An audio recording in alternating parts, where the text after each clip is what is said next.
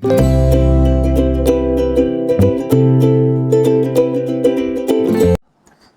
sejahtera, selamat datang ke channel Fels Lifestyle. Terima kasih karena terus setia dan terus bersama di dalam channel ini. Tuan-tuan dan puan, selepas pengumuman daripada Anwar Ibrahim, Perdana Menteri, berkaitan dengan perombakan kabinet besar-besaran yang baru saja dibuat pada 16 Disember, kita tidak boleh mengelak daripada mendengar pandangan negatif daripada netizen. Tapi dalam masa yang sama, memang ada pandangan positif berkaitan dengan pelantikan menteri baru, kenaikan pangkat menteri, ada juga yang digugurkan, ada juga yang netizen harap untuk digugurkan dan digantikan, tapi kekal di dalam kabinet. Salam sejahtera. Sebentar kawan-kawan, tuan-tuan dan puan, saudara-saudara, saya ingin perkenalkan kepada Anda, ini adalah terapi imun transfer factor. Kepada Anda di luar sana yang ada masalah kesehatan, penyakit berulang, kencing manis, kolesterol, diabetes, darah tinggi, gout, gastrik, masalah melibatkan jantung, buah pinggang, masalah melibatkan perut, usus, penyakit kulit, penyakit penglihatan, dan apa saja masalah kesehatan yang Anda alami. Terapi imun adalah jawaban kepada doa Anda. Produk ini halal, selamat, dan semula jadi. Produk ini untuk mendidik, meningkatkan, dan menyeimbangkan sistem imun badan Anda sehingga mampu melawan pelbagai jenis penyakit. Saya amat rekomen Anda untuk mengambil terapi imun. Sekiranya Anda berminat, Anda boleh menghubungi nomor yang tertera. Jangan tangguh lagi kalau itu untuk kesehatan Anda. Jadi, macam-macamlah yang berlaku selepas kabinet baru diumumkan. Tapi persoalannya, adakah setelah Anwar mengumumkan kabinet baru ini, adakah kalau ramai yang tak berpuas hati, terutamanya wakil-wakil rakyat dalam kerajaan hari ini, adakah mereka akan menarik sokongan terhadap Anwar? Nah, adakah mereka akan berpaling tada, sabotaj kabinet baru ini? Sedangkan kalau saya fikir, tinggal 2026-2027, ada 2 tahun, lebih kurang 2 tahun lah, tempo penggal yang tersisa untuk kerajaan hari ini. Perdana Menteri dan seluruh menteri-menteri yang ada di dalam kabinet hari ini. 2027 akan terbubarnya. Jadi saudara-saudara, beberapa nama yang digugurkan lah. Antara nama yang digugurkan, antara nama yang baru dilantik sebagai menteri yang utama, contohnya Menteri Ekonomi, adalah Akmal Nasrullah Muhammad Nasir. Manakala ada juga menteri yang baru dilantik,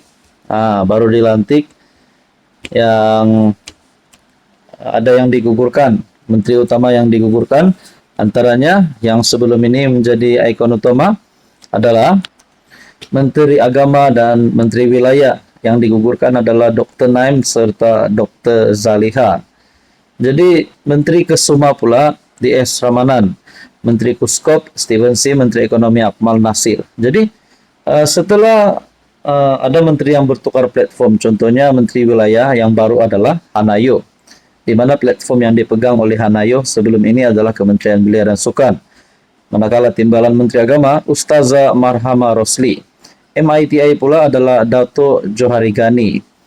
Jadi di sebalik pengumuman kabinet baru ini, adakah Anwar berisiko untuk hilang sokongan? Kalau dalam masa yang sama, kepimpinan pembangkang pasti ada yang menyerang Anwar setelah kabinet ini dirombak. Mereka cakap mana reformasi lah dan macam-macam lah. Jadi berkaitan dengan menteri-menteri baru yang sudah diumumkan, Anda rasa adakah rombakan ini sesuai atau tidak? Adakah Anwar perlu sekali lagi merombak kabinet ini dan melantik menteri atau melantik pemimpin yang sepatutnya memegang platform-platform tertentu di dalam kerajaan hari ini? Jadi semua ini menjadi persoalannya. Apa komen Anda? Salam sejahtera, selamat datang ke channel Fels Lifestyle. Terima kasih kerana terus setia dan terus bersama di dalam channel ini. Saudara-saudara, masih ramai yang mungkin berharap kerajaan Sabah yang ada hari ini. Masih ada suara di luar sana yang saya dengar. Masih lagi kedengaran, mereka masih melaungkan slogan Sabah for Sabah. Masih melaungkan slogan rumah kita, kita jaga. Masih lagi ada sentimen penolakan terhadap Parti Malaya. Walaupun kita sudah mengetahui bahwa kabinet Sabah yang baru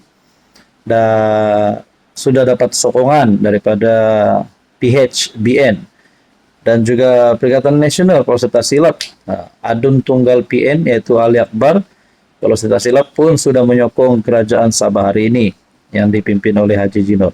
Jadi saudara-saudara yang saya hormati, dengan sokongan daripada PHBN ataupun Parti Malaya ini, bagaimanakah dengan slogan Sabah for Sabah? Bagaimana dengan suara netizen, suara rakyat Sabah yang mahu kerajaan Sabah hanya dipimpin 100% oleh parti lokal? Saya mau kongsi dengan Anda semua, kira-kira JRS adalah gabungan parti yang paling menang, blok paling banyak menang kursi pada PRU Sabah sebanyak 29 kursi. 29 kursi. Manakala parti kedua ataupun parti Solo yang menang paling banyak kursi adalah Warisan sebanyak 25 kursi. Seterusnya, parti lokal yang menang beberapa kursi yaitu APKO sebanyak 3 kursi. STA 2 kursi, manakala KDM 1 kursi, dan Bebas 5 kursi. Jadi total untuk semua kursi yang dimenangi oleh calon lokal sebelum ini, yang kini sudah bergelar adun, total kursi yang mereka miliki adalah 65 kursi. 65 kursi. Jadi kawan-kawan, tuan-tuan semua, saudara-saudara, 65 kursi ini saya rasa terlalu banyak, terlalu cukup majoritinya untuk membentuk kerajaan Sabah. Hanya diperlukan 37 kursi, simple, 37 kursi mudah untuk membentuk kerajaan. Ini kan pula 65 kursi. Adalah netizen mulai bertanya, kenapa mereka masih mahu ada Parti Malaya di dalam kabinet Sabah, sedangkan parti lokal bergabung pun masih cukup. Jadi let's say lah, kalau kita cakap Warisan yang dipimpin Syafiq Apdal tidak mau bekerja sama dengan Haji J yang memimpin JRS. Contohlah let's say. So kita tolak. 65. Tolak dengan kursi yang dimiliki Warisan. Jadi masih ada 40 kursi cukup untuk membentuk kerajaan Sabah.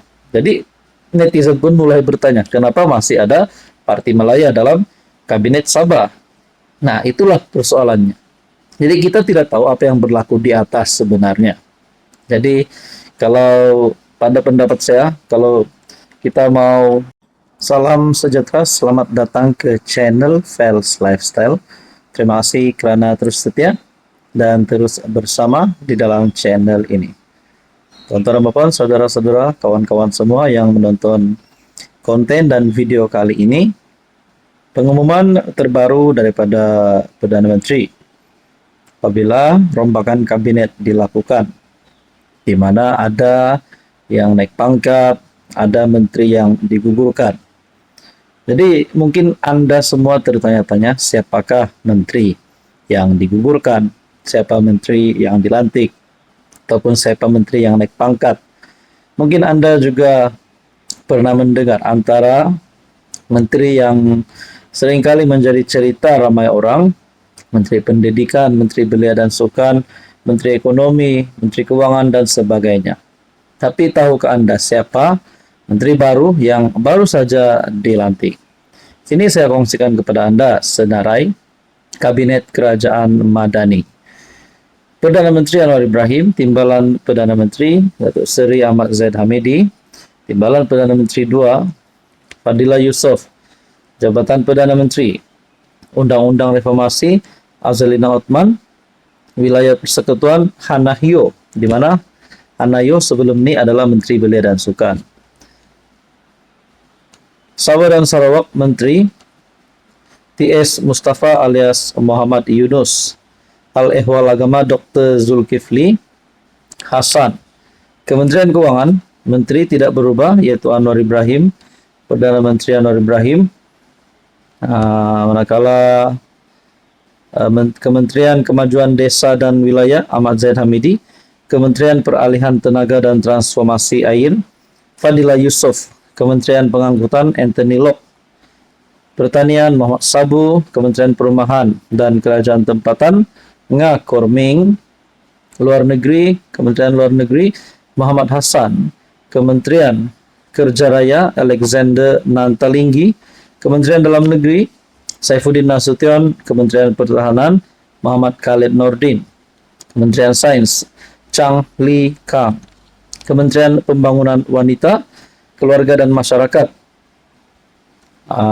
Nancy Syukri, Kementerian Pendidikan Tinggi Dr. Zamri Abdul Kadir, Kementerian Pelancongan Seni dan Budaya Tiong Kingsing, Kementerian Komunikasi Ahmad Fahmi Muhammad Fazil, Kementerian Pendidikan Fadlina Sidek tidak berubah, Kementerian Perpaduan Negara Aaron Agop Dagang, Kementerian Dalam Negeri dan Kos Sara Hidup Armizan Muhammad Ali, Kementerian Pelaburan, Perdagangan dan Industri yang sebelum ini disandang oleh Tengku Zafrul, sekarang menterinya adalah Johari Abdul Ghani. Kementerian Digital Gobin Singdio, Kementerian Kesehatan Dr. Zulkifli Ahmad, Kementerian Pembangunan, Usahawan dan Koperasi Steven Sim Chikyong, Kementerian Ekonomi yang sebelum ini pernah dipegang oleh Rafizi, Akmal Nasrullah Muhammad Nasir adalah menteri barunya.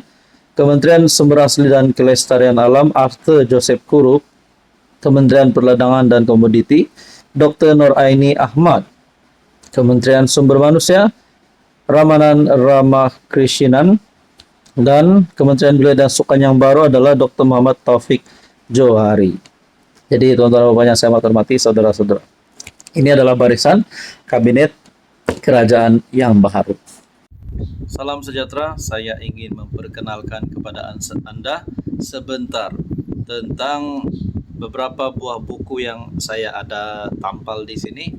Ada buku Anwar Triumph, Anwar Penjara ke Istana, dan Nokta Sebuah Penantian, serta buku Mahathir Paradise Lost. Jadi ini adalah antara buku yang saya rekomen kepada Anda untuk baca sekiranya Anda ingin mendapatkan maklumat lebih tentang strategi politik Mahathir dan Anwar, perjalanan sejarah politik naik turun Anwar Ibrahim dari penjara ke Putrajaya, dan bagaimana Anwar karirnya di dalam politik. Jadi ini adalah beberapa buku yang saya rekomen kepada Anda untuk beli dan baca. Buku ini sangat best.